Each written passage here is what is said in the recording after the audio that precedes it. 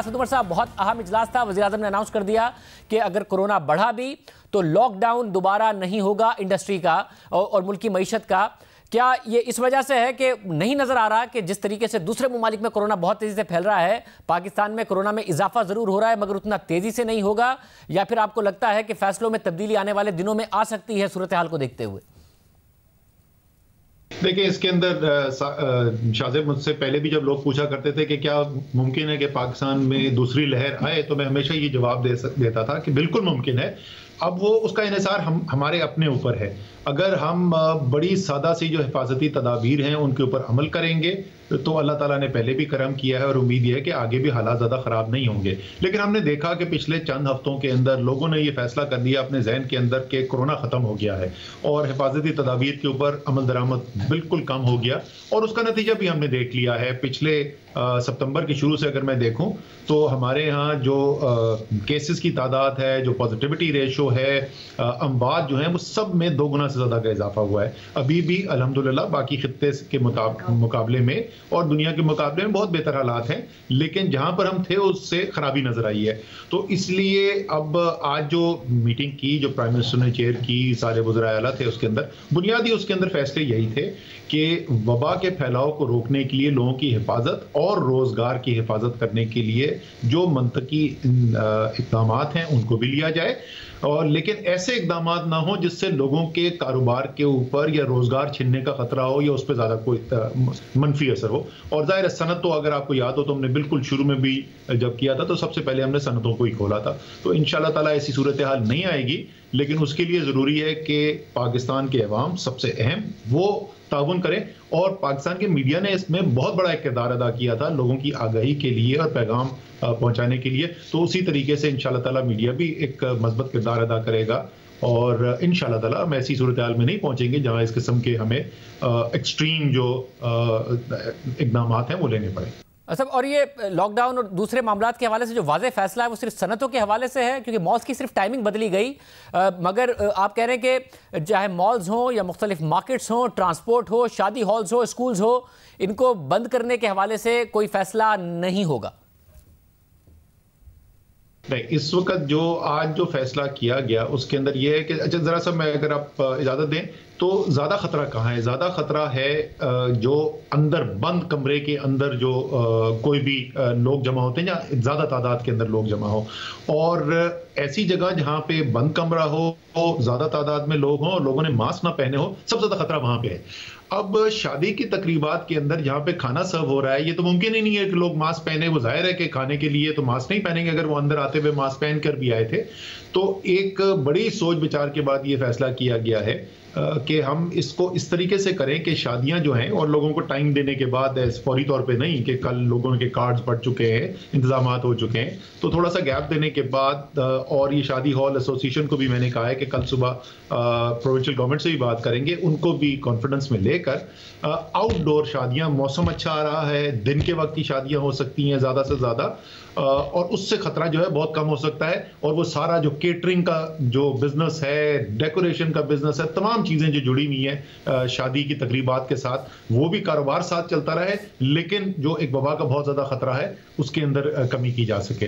बाकी उसके अलावा इस वक्त जो है मार्केट्स वाला का 10 बजे का एक लिमिट हमने जरूर लगाई है, लेकिन ज्यादा जो जोर आज दिया गया है और एक जो बड़ा फैसला किया गया कल उसकी प्रोविंशियल गवर्नमेंट के साथ, सूबाई हुकूमतों के साथ उसकी तफसील वर्कआउट करके किया जाएगा, वो मास्क के पहनने के ऊपर है। और इंशाल्लाह आप देखेंगे कि बेहतरी आएगी, लोग ज्यादा मास्क पहनना शुरू करेंगे और उससे वबा के फैलाव के अंदर एक खातिर खा कमी भी आएगी। मतलब अगर मास्क और एहतियात का मुतालबा पहले भी करते रहे, अब भी जो दूसरी लहर आई है उसमें कहा जा रहा है कि बेएहतियाती की वजह से ये हो रहा है, तो लाजमी करार देना और अगर ना कोई पहने और SOPs की पासदारी कोई ना करे, चाहे वो अवाम हो या फिर मुख्तलिफ ऑर्गेनाइजेशंस हों, तो उनके ऊपर कोई जुर्माना आयद किया जाना, क्या ये वाले मामलात भी ज़ेर गौर हैं कि सवाबदीद पर ना छोड़ा जाए अवाम की या मुख्तलिफ इदारों की? जी ऐसे ही है। और जो चले मैं बता देता हूँ इसके अंदर जो तजवीज़ है, वो तजवीज़ ये गिलगित बल्तिस्तान में पहले किया गया था और हमारे ख्याल में बड़ा एक अच्छा वो फैसला था, और वो ये है कि आपका 75 रुपए 100 रुपए चालान किया जाए अगर आप एक ऐसी जगह पे है जहां आपको मास्क पहनना चाहिए, भीड़ वाली जगह पे, खास तौर पे आप अंदरून किसी बंद एरिया के अंदर हैं, और अगर आपने नहीं पहना, लेकिन वो 100 रुपए आपसे लेके वो सरकार के खजाने में नहीं जमा कराना, आपको 3 मास्क दे दिए जाए ताकि आपको मास्क भी आसानी से मिल सके। और इसमें भी जो असल मकसद है वो किसी का फाइन जुर्माना करना नहीं है। वो जैसे मैंने कहा कि सरकार के पास तो कुछ नहीं आएगा, वो तो मास्क ही देना है। हम ये सब कुछ सिर्फ इसलिए कर रहे हैं ताकि लोग खुद अपने एहतियात के लिए, अपने प्यारों के एहतियात के लिए और माशरे की एहतियात के लिए जो बुनियादी हिफाजती तदाबीर हैं उन पर अमल करें। और ये जितने भी फैसले हैं इस पर तमाम सूबे एक ही पेज पर हैं कि लॉकडाउन नहीं होगा, किस तरीके से आगे बढ़ा जाएगा। माजी में हमें नजर आया कि SOP से लेकर जो लॉकडाउन के मामलात थे उसमें सूबों में इख्तलाफ नजर आया, वफाक के साथ इख्तलाफ नजर आया, सिंध का नजर आया। इस वक्त सब एक पेज पर हैं जो भी अनाउंसमेंट आज हुई और फैसले हुए। जी, इस वक्त एक उसूली तौर पर जो है वो इत्तफाक राय हो गया। जैसे इसकी तफसीलात जो है, इसलिए वो इम्प्लीमेंटेशन जो है वो आज से शायद 2 या 3 दिन के बाद वो इम्प्लीमेंटेशन हो। तो अब NCOC जो है वो जो ओवरऑल गाइडलाइंस दी गई हैं, जो बुनियादी असूल तय किए गए हैं, उनकी बुनियाद के ऊपर सूबों के साथ इसकी तफसीलात वर्कआउट कर लेगी और किस तरीके से इम्प्लीमेंट करना है और किस दिन से स्टार्ट करना है उसका फैसला कर लिया जाएगा। बट करेंगे वही जिसके ऊपर फिर पूरे मुल्क के अंदर कंसेंसस हो और एक ही तरीके से काम हो। सब और अगर खुदा न खास्ता कोरोना फैलता है तो अस्पतालों की तैयारी पहले से कितनी बेहतर है? क्योंकि हमें दरमियान में नज़र आया जब कोरोना बहुत फैल रहा था कि जानने वालों के जानने वालों में कोरोना के मुतासरीन नज़र आते थे, फिर दरमियान में नज़र आना बंद हुए। अब फिर नज़र आ रहा है कि दोस्तों में, रिश्तेदारों में, उनके रिश्तेदारों में लोग कोरोना से मुतासिर हो रहे हैं। तो जितना ये फैल रहा है, अस्पतालों की तैयारी इस वक्त कितनी बेहतर है पाकिस्तान में अगर खुदा न खास्ता मजीद फैलता है? जी बिल्कुल बिल्कुल, आप सही कह रहे हैं, ऐसा ही है। आपको हर एक को अपने जानने वालों के अंदर से भी ये खबर आनी शुरू हुई है। लेकिन जिस तरीके से मैं आपको पहले बता रहा था कि मजमूई तौर पर अगर आप कौमी आदाद शुमार देखें तो उसके अंदर भी आपको ये नज़र आता है।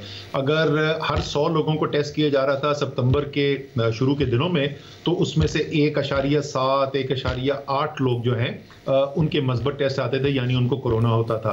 पिछले 2 दिन में ये 4 से ज़्यादा चला गया है, यानी 2 गुना से भी ज़्यादा इजाफा हो गया है। इसी तरीके से जो रोज़ाना की बुनियाद पे औसतन अमवात हो रही थी उस अरसे में, सितंबर के पहले हफ्ते में, दूसरे हफ्ते में वो होते थे 5 लोग रोजाना की अमवात हो रही थी।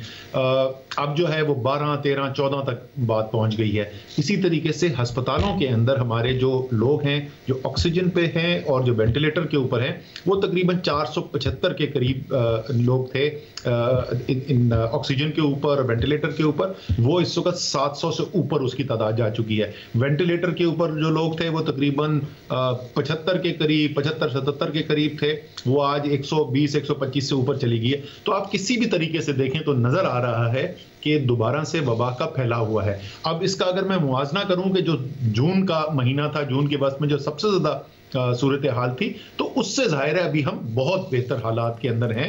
लेकिन हमने इंतजार नहीं करना उस सूरत हाल का पैदा होने का, और इसीलिए ये कोशिश की जा रही है कि अभी से इकदाम लिए जाएं ताकि इसको यहीं पर रोका जा सके या इसकी जो इजाफा हो रहा है उसके अंदर रफ्तार में कमी की जाए। बहुत शुक्रिया सद उमर साहब का मौक़िफ़ आपने सुना। एहतियात कीजिए, मास्क पहनिए, SOPs की पासदारी कीजिए ताकि कोरोना ना फैले।